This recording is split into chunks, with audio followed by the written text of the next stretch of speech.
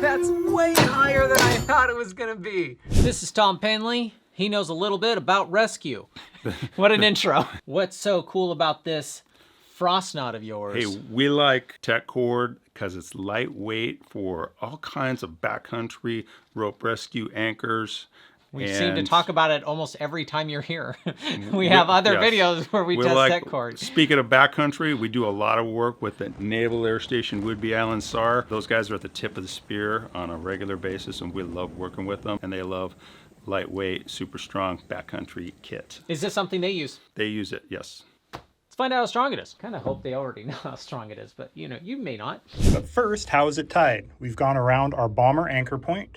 We're going to keep this one a little bit shorter. Then we're going to take all three of these pairs and tie an overhand.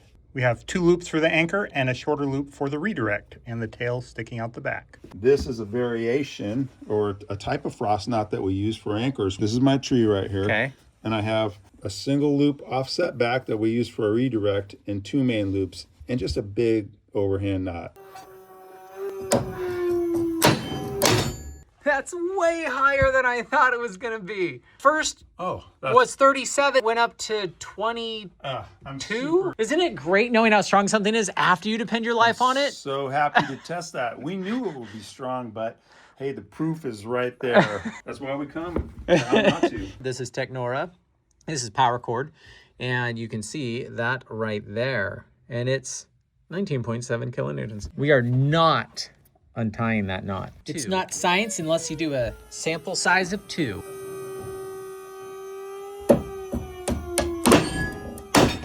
Nice, I could see it break on the backside. It was super interesting. 35, 21.7 on the second peak. Well, let's see how strong one loop is.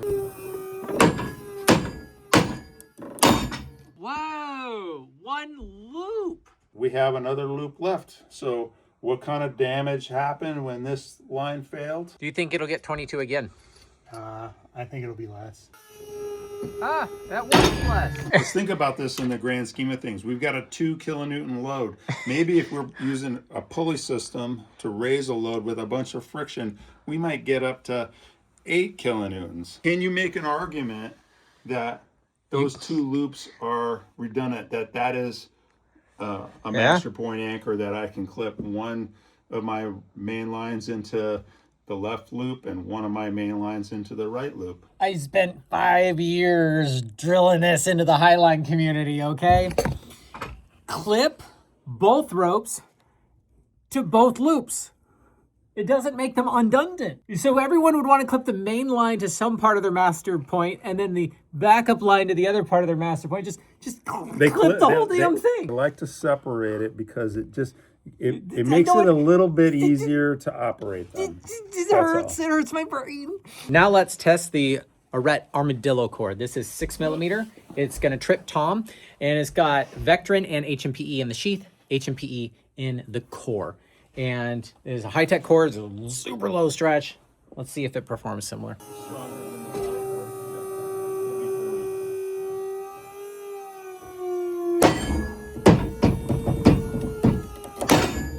It did something slightly different. 33 and about 21 was the second peak. Look how, wow, feel how hot that is. Holy shit. Ooh, yeah. Wow, that's hot. You should get a thermal reader. Thousands of requests for us to have that. There you go, guys. Hope that was exciting. Next, we'll get plexiglass. The power cord sheath is polyester, so that's less slippery than this sheath. I mean, for being $1.29, I'm pretty happy with that. 35.7. Look how scrunched up that sheath is. So for being lighter and cheaper, we're getting some pretty good results. I'm really happy with 35 KN. Yeah, that armadillo cord, pretty appealing. So we have 8mm polyester. Let's test this next. Frost knot. Put the 2 to 1. This needs to be strong. I don't think it will be any stronger than the... You don't think it'll be stronger? No.